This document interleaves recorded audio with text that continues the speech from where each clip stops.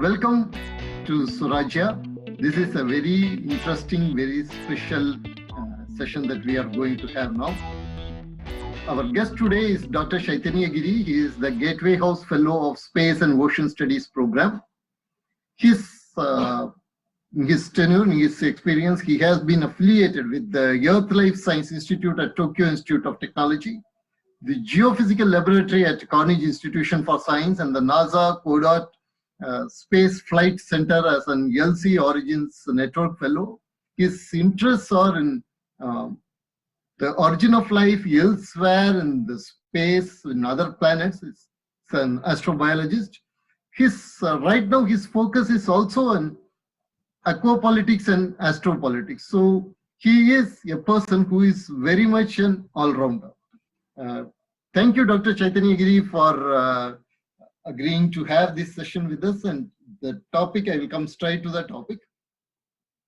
Now it seems the entire interest of the human species has moved from Moon to Mars. And the people who are interested in science as well as scientific community are focusing on Mars. Why Mars? Thank you, Aravindan ji. Thank you, Swarajya, for inviting me for this wonderful discussion on a topic that is so close to my heart. Mars has caught human fancy since the past 100 years or so. That was when it first began with when we developed ability to view it through modern telescopes. We saw several indications of water bodies being present on Mars. So the early astronomers who were observing Mars would find water channel-like structures indicating hydrological activities on Mars. And they began calling it canals, as if there are humans there, or some kind of extraterrestrial species living there as advanced as humans on Earth. That also led to quite a lot of science fiction around Mars. So one was very famous, John Carter of Mars. There was this other one was Robinson Crusoe on Mars. So there were many epic adventure science fiction novels and novellas that were written around human exploration on Mars and meeting little green men and women and whatnot on that planet. But we became sane. We realized that it's not easy to find extraterrestrial life, and certainly there are no signs of extraterrestrial life anywhere in this solar system. And you can't find them without issues. They're not so apparent and so in your face. So the first attempts to look out for life on Mars began in 1960s. This was somewhere around the great successes that Apollo missions were achieving and attaining. And by 1974, NASA was able to send 2 spacecraft to Mars. Both the spacecraft were called Viking 1 and 2. And these were really state-of-the-art missions, much ahead of their times. And they went there, they were aiming to pick up soil samples from Mars, analyze them on the instruments, with the instruments that these 2 landers carried, and see whether there are any signatures of biological life in the form of chemical molecules, chemical compounds, any molecules that are indicating extant life. That means life that is present there and then, or extinct life that may have died away, perished, years ago, millions of years ago.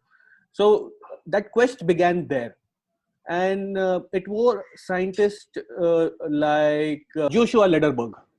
Oh. Yeah. So Joshua Lederberg, right? Nobel laureate. So he began his career as a Nobel laureate for a difference. And eventually he went into creating new chemoinformatics and bioinformatics platforms that could be utilized with instruments that go onto Mars. So that it was such a futuristic thought back in the 1970s.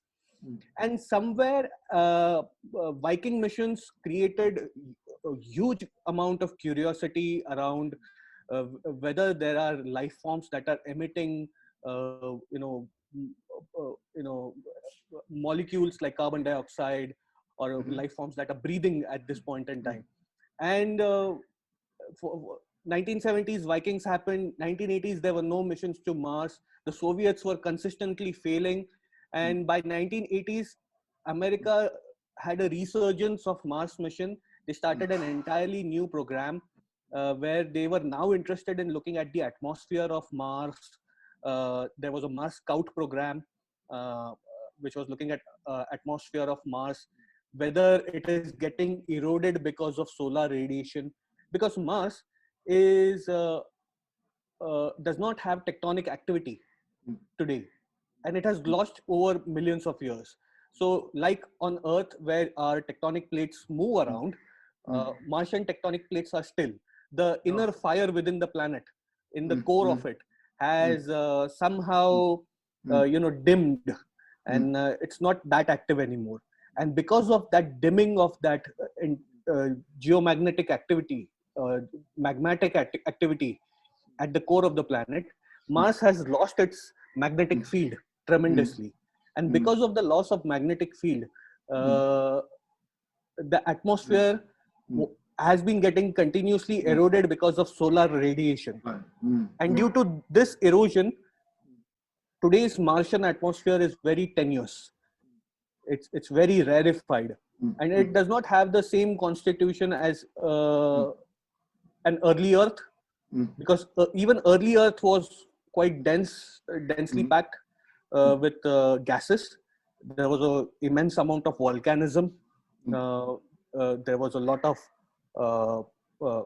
there was no oxygen present on early Earth. It was entirely methane. It was H2S. It was all other gases, CO2, CO, greenhouse. So currently scientists are trying to find how does Mars look like, or how did it look like? Did it resemble early Earth, or is it completely alien to us? But what's familiar about Mars is its terrain, its geology, the channels and canals that I spoke of. Yes, there are signs of fluvial activity, hydrological activity, and even today there might be water somewhere beneath in the netherlands, in the nether worlds of Mars. We need to find that out.